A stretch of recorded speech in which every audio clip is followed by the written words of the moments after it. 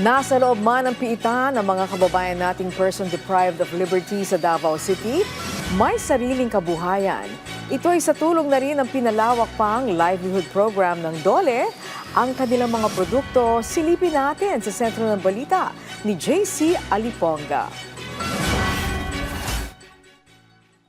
Mas pinalakas ngayon ng Department of Labor and Employment 11 Davao City Field Office ang livelihood program para sa mga persons deprived of liberty sa Davao City Jail sa pamamagitan ng pagpapalawak ng access sa mga grant at skills training sa ilalim ng DOLE Integrated Livelihood Program o Kabuhayan Program.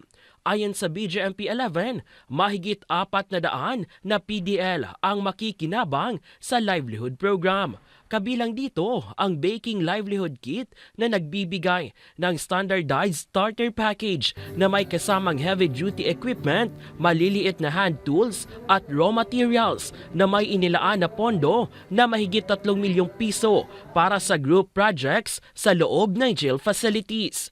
Mas hinihikayat ng nasabing programa ang mga PDL na magkaroon ng pag-asa na makapaghanap buhay kahit na sa loob ng jail facility upang maihanda sa pagbabalik sa komunidad. Dagdag pa ng BJMP Davao, karamihan sa kanilang mga kliyente ay dating mga PDL at kanilang mga pamilya na patuloy na umuorder ng kanilang mga produktong pagkain at iba pang gawa ng mga PDL. Kadaghanan jud pod tinuod among kadaghanan sa amo ang mga customers for the meantime is mga PDL lang po jud gihapon nga naa sa sulod.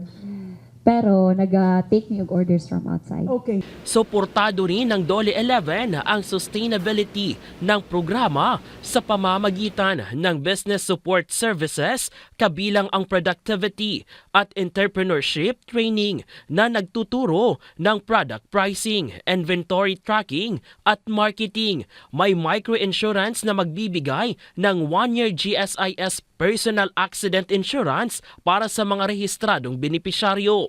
Marami anla sa mga PDL ang may kakayahan sa baking at iba pang livelihood activities dahil sa kanilang mga hanap buhay bago sila nakulong. Ma'am, full equipped facility gud ma'am na na gi-provide sa among facility sa annex partnership with DOLE. So constructed building ng bake shop ma'am, lahat-lahat ng mga equipments is bago and then mga stocks is bago din. Bukod sa woodworking at baking program, mayroon ring tailoring at garment production, food processing at vending, welding at metal fabrication, handcraft at souvenir making, at bake shop at beauty salon services para sa mga PDL. Naagid sila yung mga other activities aside sa pag-relax sa sulod sa dorms. So nasa sila yung skills enhancement, mga educational programs, livelihood programs, isa na dito among kaulian, and then ALS, alternative learning system. Mula dito sa Davao City, JC Aliponga para sa Pangbansang TV sa Bagong Pilipinas.